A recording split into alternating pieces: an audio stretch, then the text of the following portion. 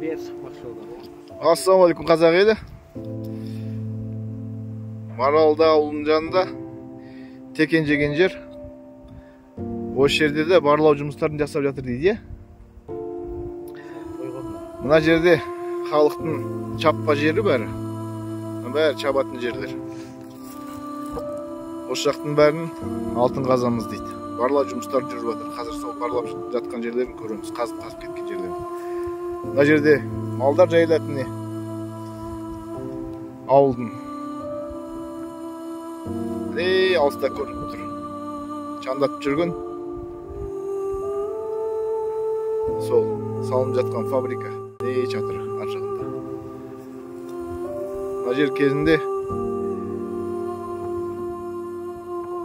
перім болған мына жерде. Қазір осы жерде бүкіл ауылдың жартысынан көбі осы жерде чабынды жерлер.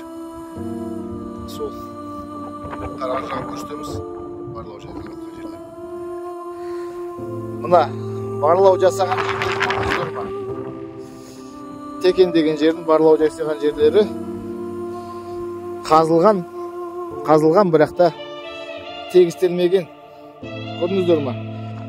Ертең күні қай жерде барлау жасаса да, жердің бәрі осындай жарамсыз болып қалады.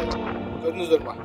Жердің бәрі шөп өспей, осындай бытшыт болып, тас шөп өспей қалады. Көрдіңіздер ме?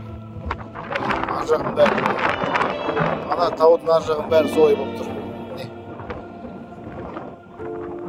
Бәрі барлау жұмыстары жасалған жер. Рекультивация деген нәрсе бар. Рекультивация жоқ.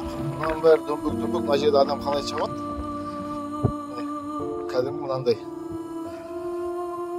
жерлер болып кеткен, қалған. Тас шөп өспейді, түк өспейді. Бытшыт болып кеткен жәнегі. Текен деген марал жақта. Сол үшін жұмыстар деген осы. Қазір артында тек қана осындай шөп өспейтін жердің бәрін тастап кетеді.